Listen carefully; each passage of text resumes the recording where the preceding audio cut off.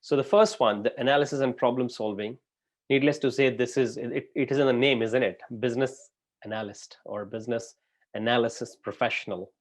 The term analysis itself is very important, but I don't really give much of importance to the solving bit of this, because I don't know how much of solving and the solution aspect would be relevant to a business analysis professional. But I will say problem identification and working in the problem space, problem specification, problem communication, problem prioritization, um, uh, problem tracing, problem traceability.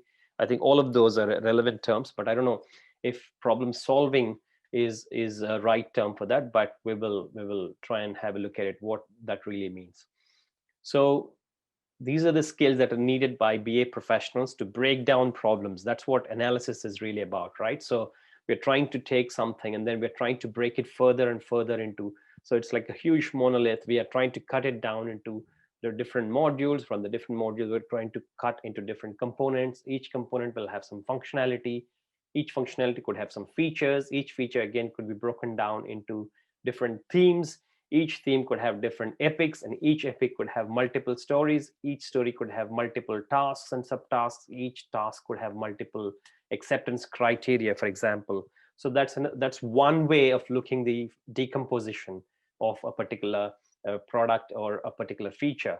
So similarly, anything in the world that we try and look at, if we want to try and make it simple, the only way that you can try and simplify things is by breaking down the complexity, by just trying to analyze. That's what analysis is all about. It's breaking down, whereas synthesis is the opposite of it, right? You're trying to bring things together. So as analysts, as BAs, the first thing that we need to focus on is how can we try and break down the complexity, how can we make it simple. And the only way that you can do is to by decomposing that, by trying to break it down further and further into manageable aspects, manageable tasks, manageable requirements, manageable pieces of work, for example. And that's how we can actually try and deliver value, because that's what is the value that we bring to the table when we actually work with architects, developers, designers, and testers. Each one has got a different role to play. Each one has got a different value to bring to the team. And we as business analysts need to bring this value of simplifying things in the way that it would resonate with the different other roles in the team, and that they could actually try and make it happen when it comes to the solution.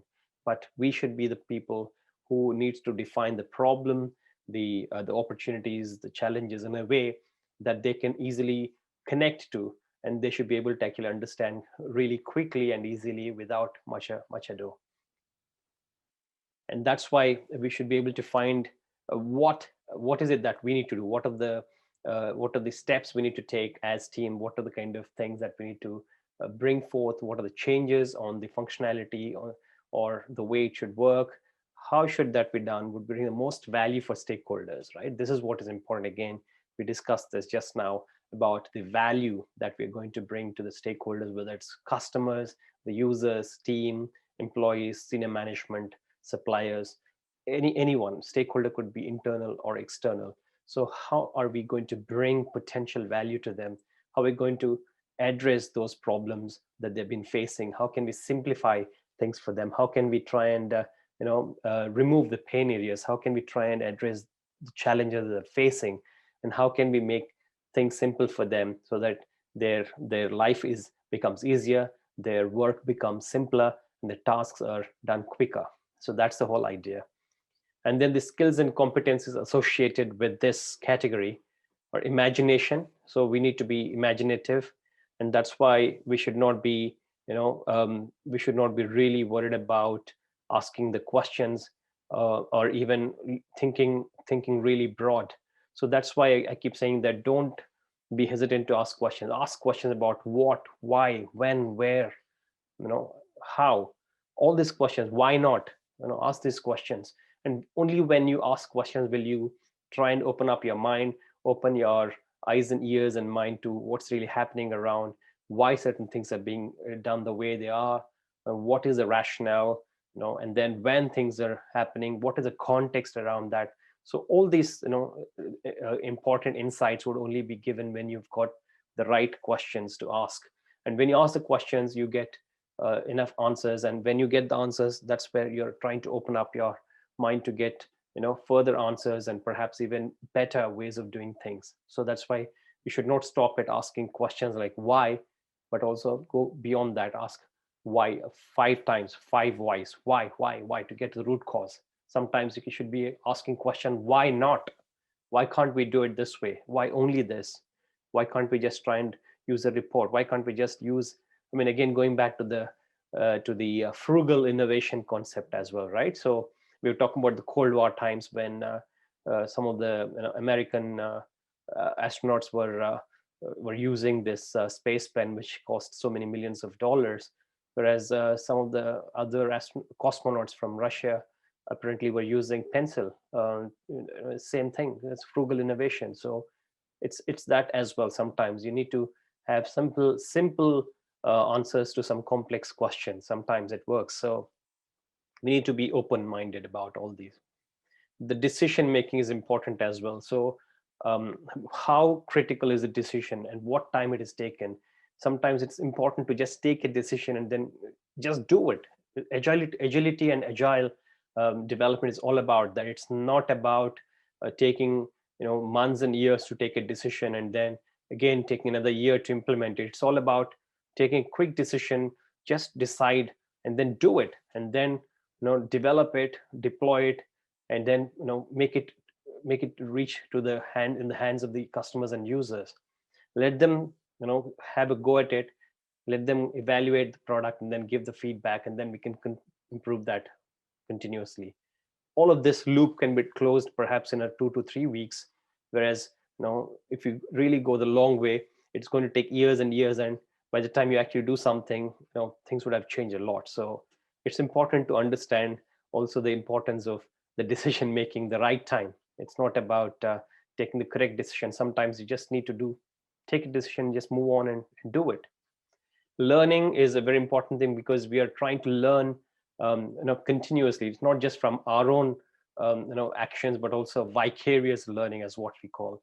We look at others, we learn from their mistakes, we learn from their success stories, and then we try and imbibe that. How can we try and make it a best practice if they're successful? What are the lessons learned if they're not really successful? How can we not repeat the mistakes? Sometimes it's okay to do mistakes, right? So there's no one size fits all, and that's what, for example, Elon Musk, who recently had this SpaceX failure. He says it's fine, it's okay to fail. There's nothing wrong. He's in that space where it's fine to do something and fail and then try and rectify and again take another step forward to come up with another solution to get to the space. So that's the kind of outlook we might need to learn. Never be afraid of making a mistake, and as the saying goes, always make new mistakes. So that's the whole idea. Don't make the same mistake again and again and again. That means you're not learning. Instead, if you're in the head, you fail, but fail fast instead of failing slowly and taking its own time, investing all the effort, money, and the resources you put. And then after about 2 years, if you fail, then you've got all this money, effort, and time into that's gone, that's completely wasted, as well as the rework that is required to recuperate everything. Instead, with agile, you just do something quickly, fail, and then again try and do a new thing. So you are actually trying to conserve all these resources that you would have otherwise spent and failed. And problem solving again is another thing that they say is an important trait. This is what I found in the JDs, but if you ask me personally, I wouldn't be too bothered about the solving aspect of it. I would leave it to the experts, to the solution architects and the developers and the creative guys who are on the side of designing. For them, it should be more stressed on the problem solving side. For us, it's about identifying the problem, trying to prioritize a problem, and how we can try and ensure that the problems that we have identified or specified, communicated, and prioritized in a way that the team could really understand and catch on easily, and then from there on they should be able to build a solution that would solve the problems that we have identified, prioritized. So for me, that is a bigger contribution coming in from a BA, rather than trying to solve a problem, because I would rather try and let the right people do that solution creation, solution recommendation, solution implementation. I would be focusing on the problem space, and I would try and facilitate them. I'll try and support them.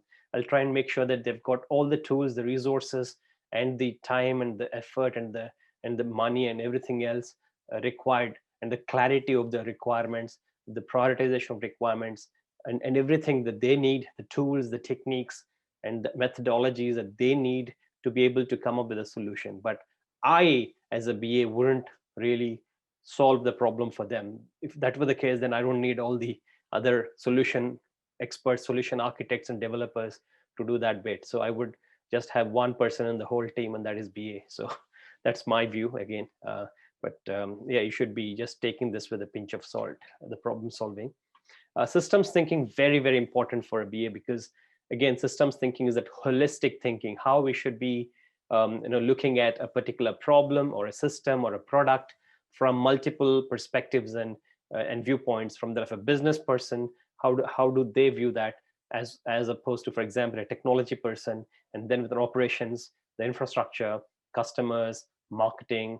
Each of these have got sales. Each of these has got a different point of view, and the way they look at the same thing, whether it is a problem, a system, product, process, or anything, service, they look at the same thing from their own viewpoint, from their own role, because that's important. You can't just ignore that, because each of these comes from with their own background, their own experience, their own expertise, their own education, right? So we as BAs should be in a position to kind of understand that and make an effort to understand what each of these different viewpoints are looking at the problem, how they're viewing it, and then what you as a BA could try and do to help address their view of the problem.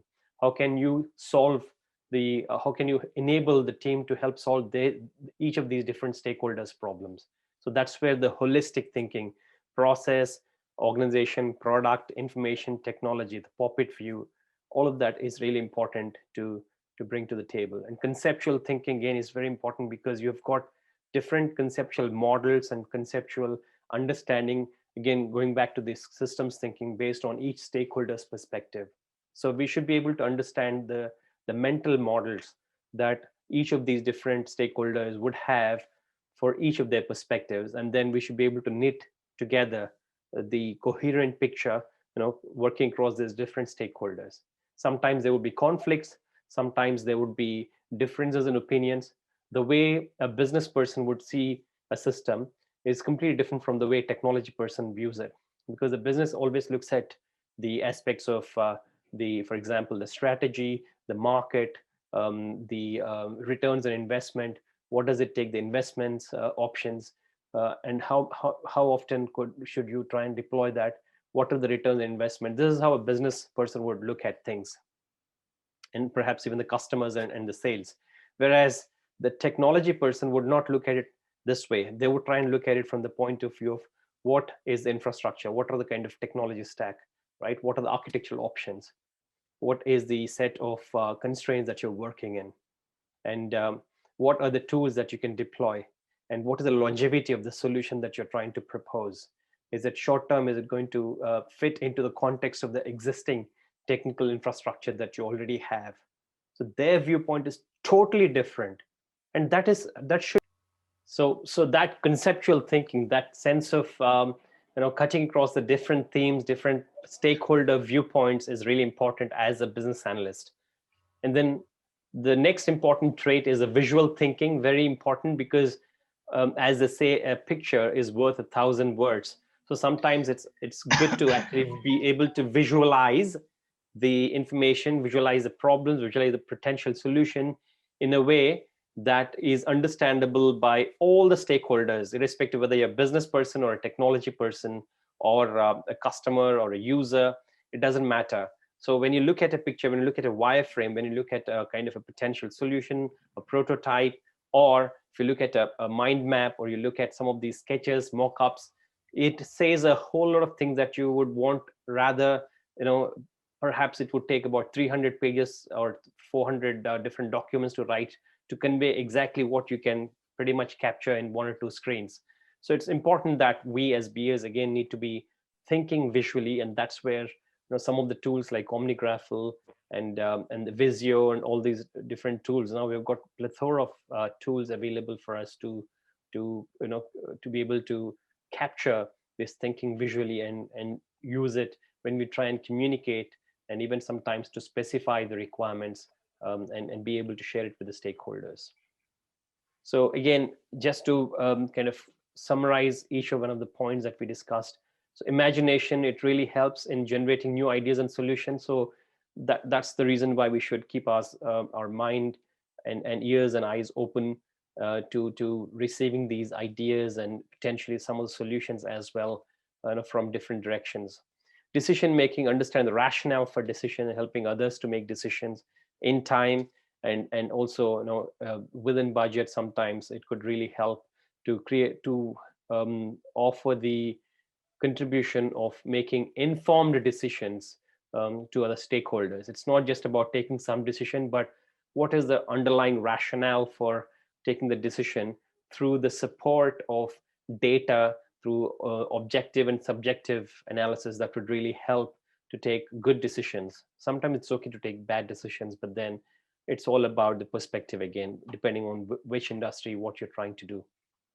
Learning is the ability to take in new and different forms of information, with a view to adapt and evolve present knowledge in an ever-changing environment. So that's what we were talking about in terms of how we would need to open up to learn, not only from our own mistakes, but also from others' mistakes, others' success stories, and how we can try and ride the waves and make sure that we are leveraging the concept of this vicarious learning, online learning, blended learning, and everything else.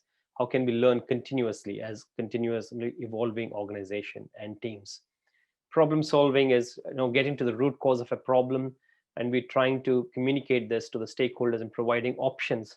Again, that's where it's important. It's not solving per se, but it's trying to provide the options for solutions. You're trying to recommend the potential solution options, not the solution. So that's where I would like to bring in the difference. So again, it's all about the perspectives again. So problem identification, prioritization, communication, specification, and transitioning into the solution space, facilitation to create the solution. I think that's pretty much what I would conjure up as the contribution from a BA to the team.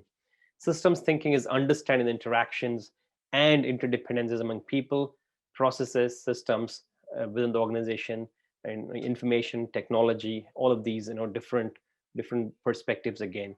Conceptual thing is about interacting with and applying micro level information on a macro scale. That's where we talked about different conceptual models, different ways of mental models built up by the stakeholders in a way that you're enabling them to take decisions at a strategic level, at a macro level, so that the operations are happening and the solutions are being developed at the micro level, which is basically on the ground by the development team. Visual thinking is about breaking down concepts and models to stakeholders to facilitate understanding. And that's where we've talked about using some of the tools, such as OmniGraffle, Visio, and Balsamic, Sketch, all those mind mapping tools, everything else.